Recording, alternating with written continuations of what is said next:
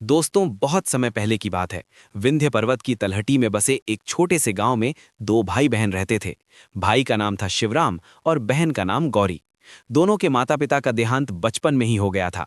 घर में एक छोटी सी झोपड़ी, थोड़ी सी बंजर जमीन और एक पुरानी गाय के अलावा कुछ भी नहीं था। भाई खेतों में मजदूरी करता और बहन घर संभालती। गरीबी थी पर दिल में संतोष था। गौरी बहुत धार्मिक स्वभाव की थी।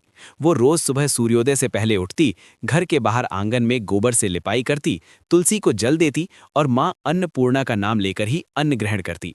शिवराम थोड़ा व्यावहारिक था। वो बहन से कहता, गौरी, केवल पूजा पाठ से पेट नहीं भरता, मेहनत करनी पड़ती है। गौरी मुस्कुराकर कहती, भैया, मेहनत भी जरूरी है और विश्वास भी। बिना विश्वास के मेहनत अधूरी है। अकाल की मार। एक वर्ष गांव में भयंकर सूखा पड़ गया। खेतों में फसल जली हुई सी खड़ी रह गई, कुएं सूख गए, लोग गांव छोड़कर जाने लगे। शिवराम चिंतित था। घर में केवल 2 मुट्ठी चावल बचे थे। उस रात उसने कहा, गौरी, अब यहां रहना व्यर्थ है, हमें शहर जाना होगा। गौरी ने शांत स्वर में कहा, भैया, एक दिन और रुक जाइए, कल अमावस्या है, मैं मां अन्नपूर्णा का व्रत करूंगी।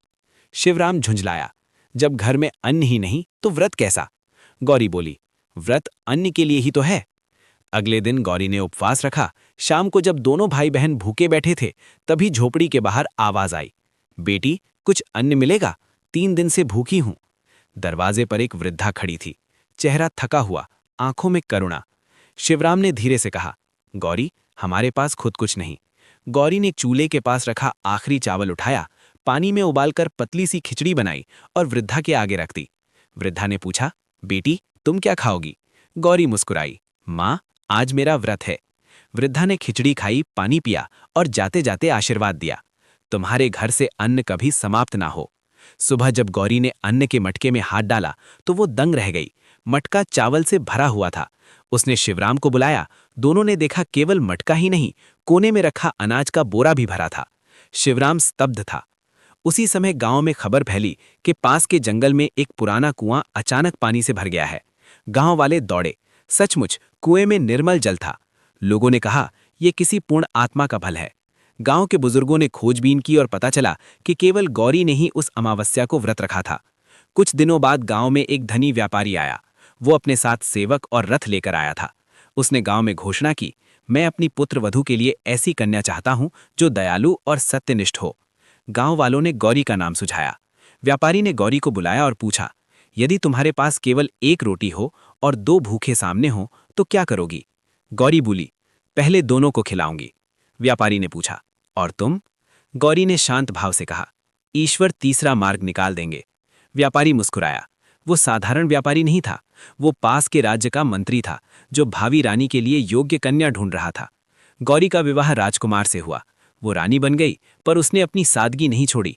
वो प्रतिदिन महल के बाहर गरीबों को भोजन कराती, स्वयं रसोई में जाकर पहला ग्रास भगवान को अर्पित करती। एक दिन महल में भीषण आग लग गई। लोग भागने लगे। गौरी ने सबसे पहले रसोई में रखे अन्न के भंडार के सामने दीप जलाकर कहा, हे मां अन्नपूर्णा, ये अन्न आपकी कृपा है, इसकी रक्षा कीजिए। आश्चर्य! आग पूरे महल में फैली, पर अन्न भंडार को छू भी न सकी।